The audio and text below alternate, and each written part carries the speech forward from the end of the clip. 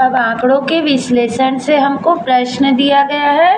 एक उच्चतर माध्यमिक शाला के छोटे बड़े बच्चों के वजन के आंकड़े नीचे दिए गए हैं।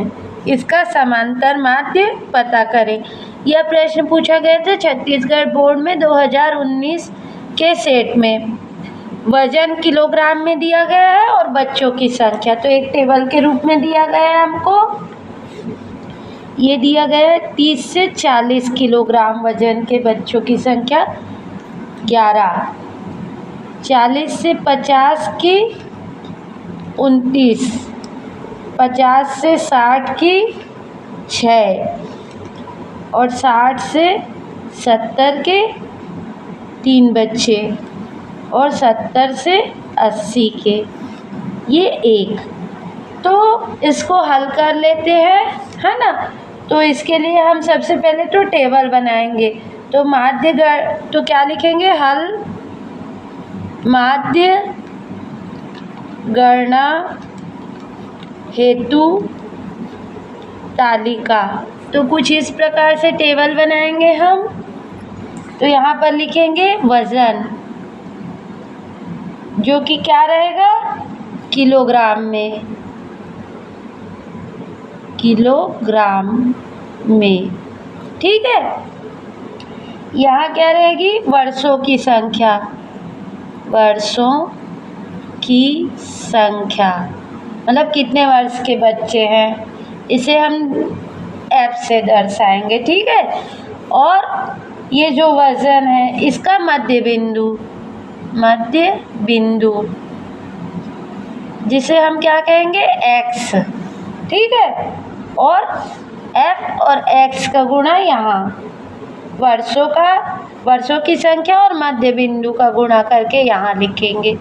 तो वजन दिया गया है हमको 30 से 40, जिसमें बच्चे हैं 11, 40 से 50 जिस पर बच्चे हैं हमारे 29, 50 से 60 बच्चे हैं 6 और 60 से 70 जिस पर बच्चे हैं 3 और 70 से 80 इस पर बच्चे कितने हैं? 1, ठीक है।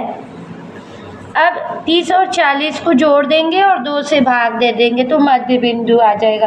तो 30 और 40 को जोड़े तो 70 और 70 को 2 से भाग दिए तो 35। उसी तरह 40 और 50 को जोड़े तो 90, 90 को 2 से भाग दिए तो 45। उसी तरह 50 और 60 को जोड़ के 2 से भाग दिए तो 55।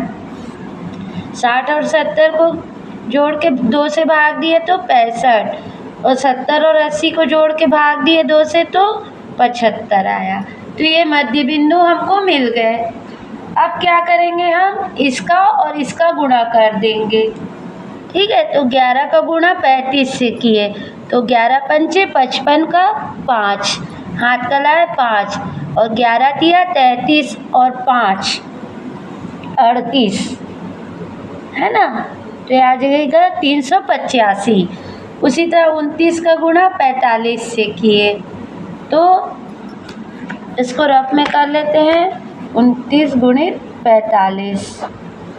तो 5 निया 45 का 5, हाथ का लाए 4, 5 दूनी 10 और 4 14, 4 का किए तो 4 निया 36 का 6, हाथ का लाए 3, 4 दूनी 8, 9 10 11।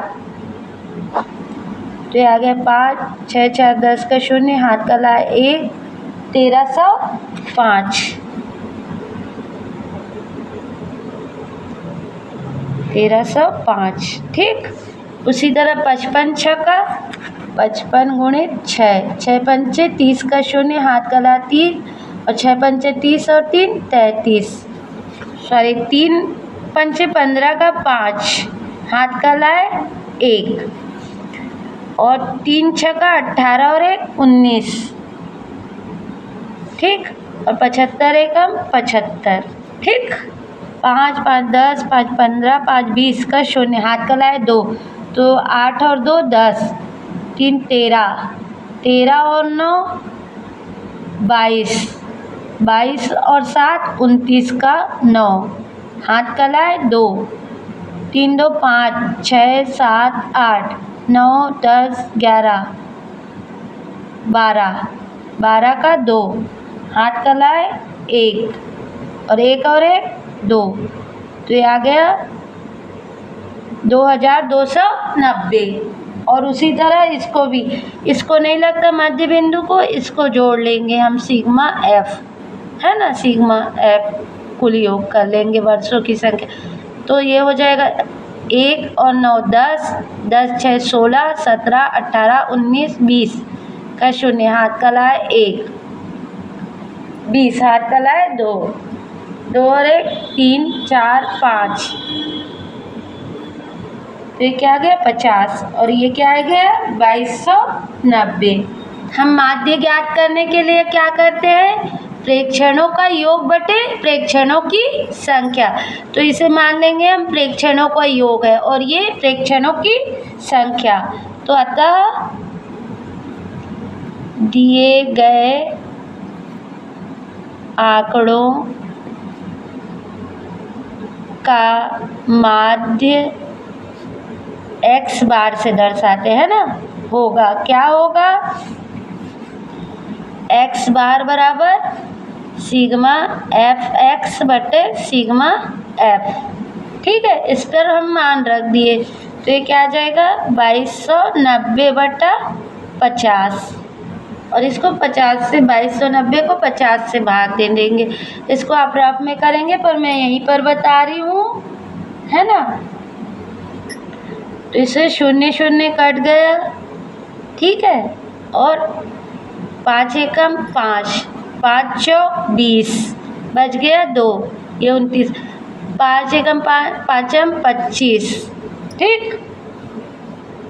तो 29 में से 25 गया, बच गया 4, दशमलव लगाए 0 बढ़ाए तो 40 हो गया, तो 5 अट्ठे 40, तो ये आ गया 45.8, ठीक है। और किलोग्राम में है इसलिए किलोग्राम, ठीक।